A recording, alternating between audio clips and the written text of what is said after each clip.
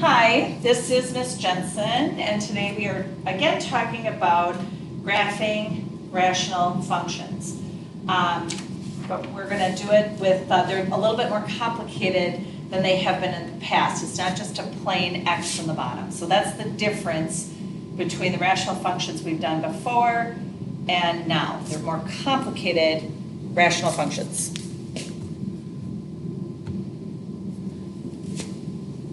Okay, so kind of the transformations we've done before, if it's just a plain x in the denominator, what we've done before is we determine the vertical and horizontal asymptotes, we pick an x on the right and the left, and we draw the two curves. So just to kind of do a little example,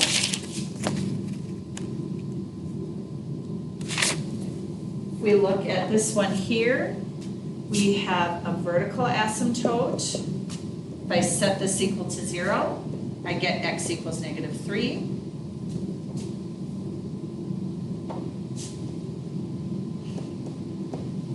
And the horizontal asymptote, I must be hitting something kind of weird, y equals -5.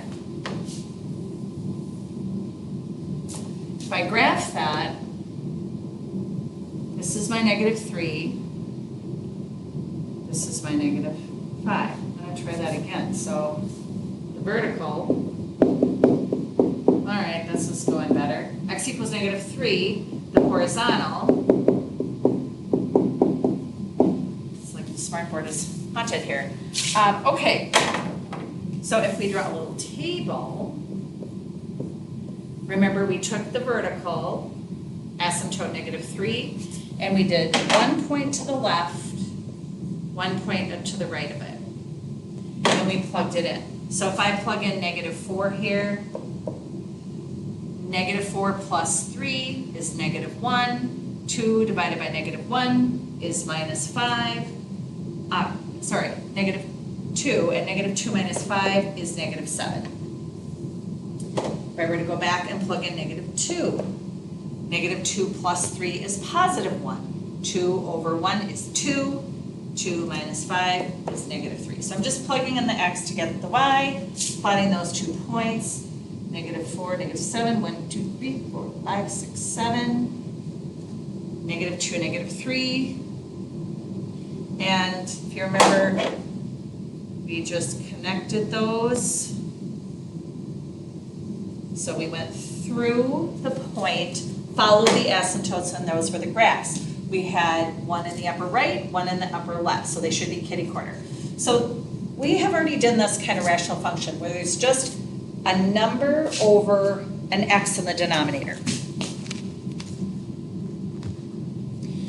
Today, my friends, it's going to get a lot more complicated. So I will read through these, and of course the beauty of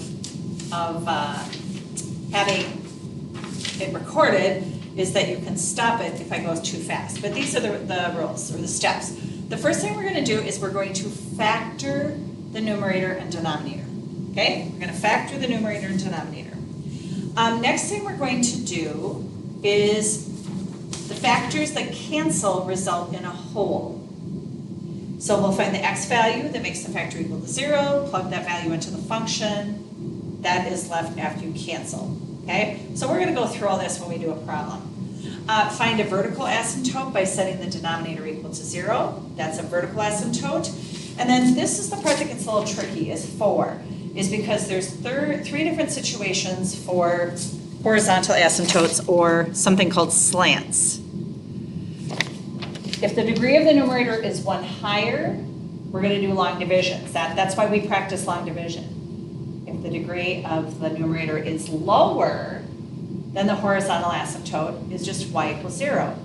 If the degrees are the same, there is a horizontal asymptote, and it's the ratio of the lead coefficients. Okay, we're going to complete the graph by finding a point in each section between the asymptotes. So again, typically, this is to the right of the x-axis, to the left of the x-axis, just like we did before.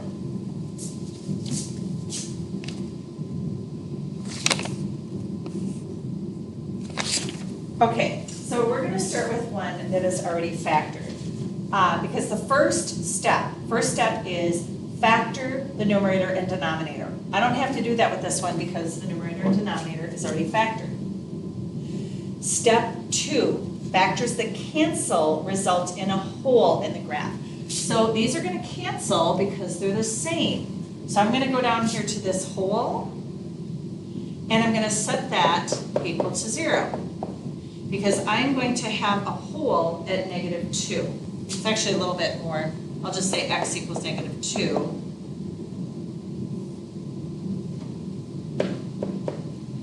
And we're going to leave it at that for now.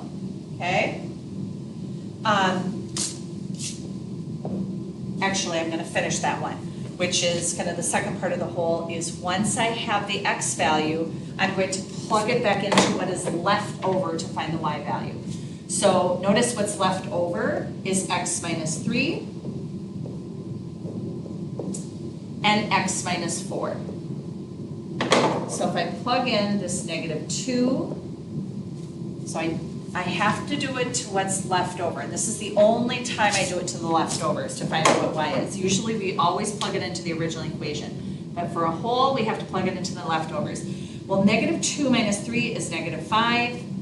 -2 minus 4 is -6, which reduces to 5/6, which is, and it's positive.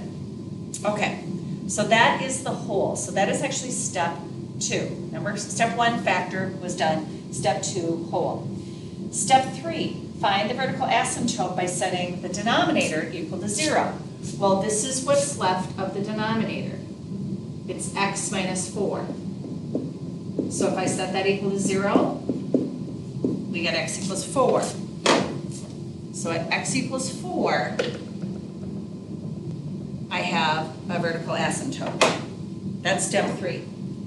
Okay, now this is step 4. Step 4 is I'm going to decide between horizontal and slant. And it depends on the degree. Okay, so this is where it's a little bit complicated when it's in factored form.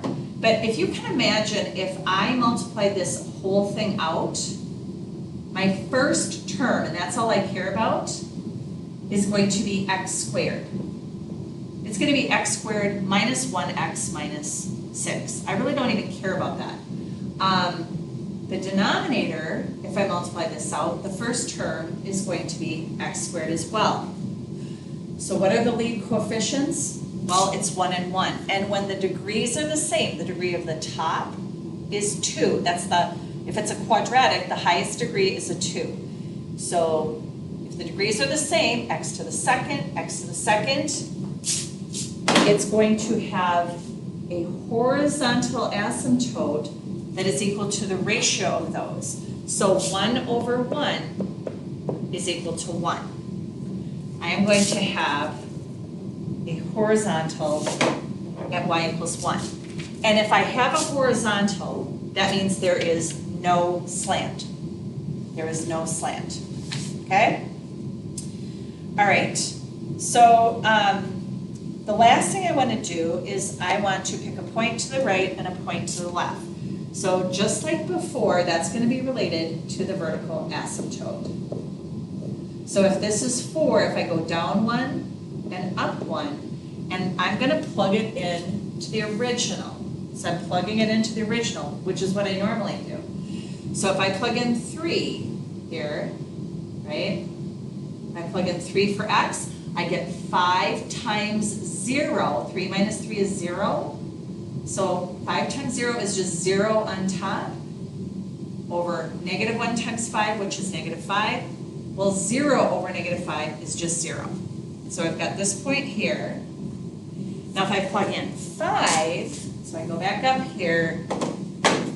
So if I know my x, I always find my y by plugging in x into the original function, except when it's a whole. So this is not a whole. I'm going to plug it into the original. 5 plus 2 is 7. 5 minus 3 is 2. So 7 times 2 is 14. And 5 minus 1 is 1. 5 plus 2 is 7. So my denominator is 1 times 7, which is 7. Well, anyway, when all is said and done, after I've plugged it in, 14 divided by 7 is 2. I go to the right 5, I go up 2, and just like before, they should be kitty corner to each other, which they are. Okay? And try some more here.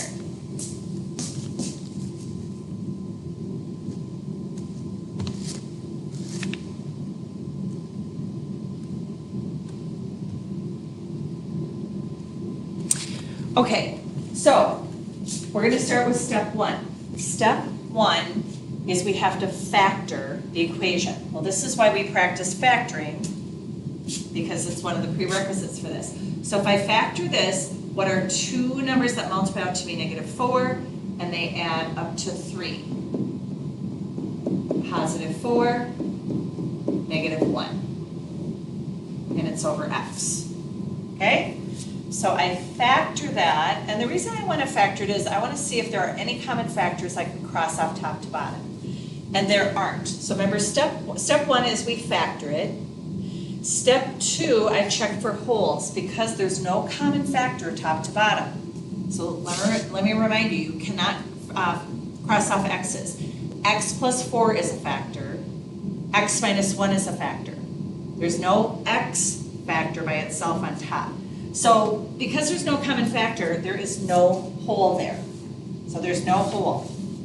Okay, step 3, I'm going to find my my vertical asymptote by setting the denominator. My denominator is x. I'm going to set it equal to 0. This is my step 4. You know what, I'll put my step 1 up there, was factoring. Step 4, is it horizontal or is it a slant? Well, if I look at this original one, the degree of the top is 2, the degree of the bottom is 1. Degree of the bottom is 1. So the degree of my numerator is higher than my denominator. So that means I'm going to do some long division. So I'm going to go x, I'm going to try to squeeze this in here. X squared plus 3x minus 4. How many times does x squared go in? X go into x squared? X. Okay, and that's about it. When I subtract, I get 3x minus 4. How many times does x go into 3x? 3 times. And here with long division, we don't really care about the remainder. As soon as I have an x term and a number, because if you remember, if I go 3 times 3x, and I subtract, there's nothing else I can do after that. I'd have a remainder of 4. So we really don't care about that. My long division, I'm just going to step with this, ends up being x plus 3. Just trying to kind of get it out of the way there. So this is the equation of the slant. If it's long division, I'm going to have a slant at whatever my answer to the long division is. My answer without the remainder. Okay? So I did some long division, but if it's a slant, then there's no horizontal. See, I'm missing that here. All right, and finally step 5 is I'm going to go back to just a little table. Before I do that though, my step 5, I have to remember my horizontal and vertical asymptotes. My vertical is at x equals 0. My slant is here. So because my slant has an x and a y in it, it's a line. So it's just a plain x, it's a linear equation. Y-intercept of 3 and a slope of 1. Okay, so I think I'll just make this my dots. I mean, I could make it more dashes, but that's good. But now that the horizontal asymptote is 0, I'm going to go down 1 from there, and I'm going to go up 1 from there. And I'm going to plug it into the original equation. Now, when I plug it into the original equation, the x squared plus 3x minus 4 is original, but so is the factored form. So if I wanted to, I could plug this into here, like I could plug -1 into here. -1 squared is 1, -2, -1, negative 6, so I get negative 6 over negative 1, so I get 6 when I plug